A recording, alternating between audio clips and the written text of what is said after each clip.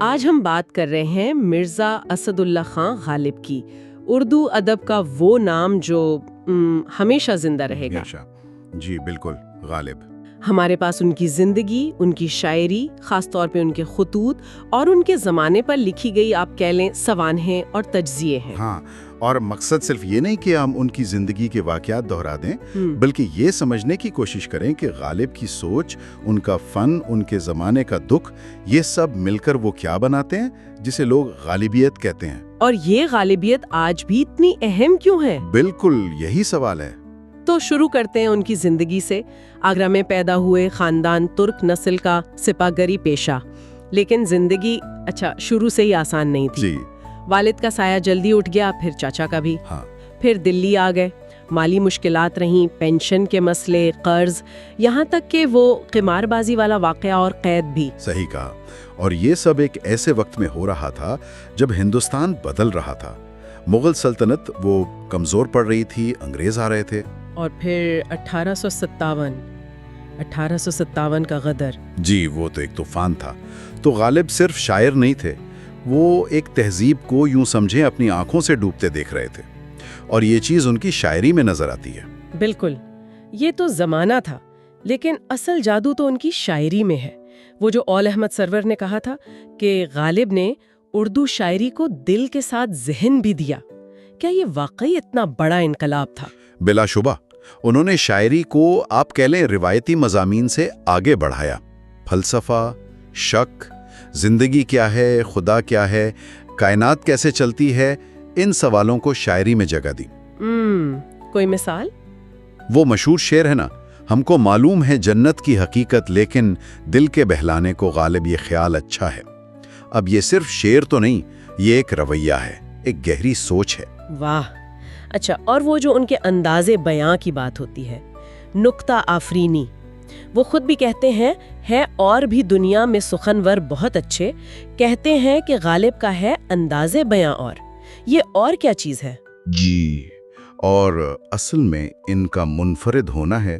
اس میں فارسی ترکیبوں کی مشکل پسندی بھی ہے، تو روزمرہ کی زبان کی سادگی بھی۔ اچھا، یہ ملاپ کیسے؟ جی، اور وہ قول محال کا استعمال کرتے ہیں، یعنی دو بظاہر الٹی باتیں ایک ساتھ کہنا، جیسے بس کا دشوار ہے ہر کام کا آسان ہونا، آدمی کو بھی میسر نہیں انسان ہونا۔ یہ ذہن کو جھنجھوڑتا ہے۔ کمال ہے، یعنی مشکل حالات میں بھی ایسی ذہنی اڑان، اور ان کی وہ شوخی، وہ زندہ دلی، وہ بھی تو کمال ہے۔ ہاں، وہ تو ان کی پہچان ہے۔ وہ شعر یاد ہے؟ قرض کی پیتے تھے میں، لیکن سمجھتے تھے کہ ہاں رنگ لائے گی ہماری فاقہ مستی ایک دن، یعنی امید نہیں چھوڑتے تھے۔ جی ہاں، یہ زندہ دلی بہت اہم ہے۔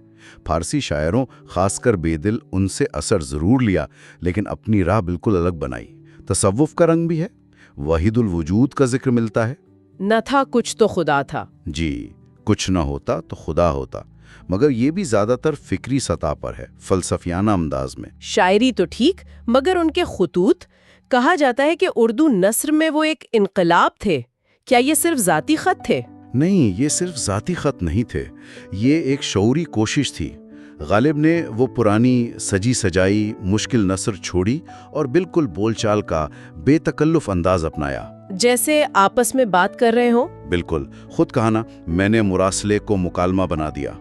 اور ان خطوط میں غالب خود نظر آتے ہیں، ان کی حاضر جوابی، مذاق، ان کے ذاتی دکھ سکھ، اور خاص طور پر 1857 کے واقعات کی تصویریں۔ یعنی ان خطوط نے بعد کے لکھنے والوں کے لیے بھی راہیں کھولی؟ یقیناً، مکالمہ نگاری، انشائیہ، رپورتاج، آپ بیتی، ان سب کے ابتدائی نقوش ملتے ہیں وہاں۔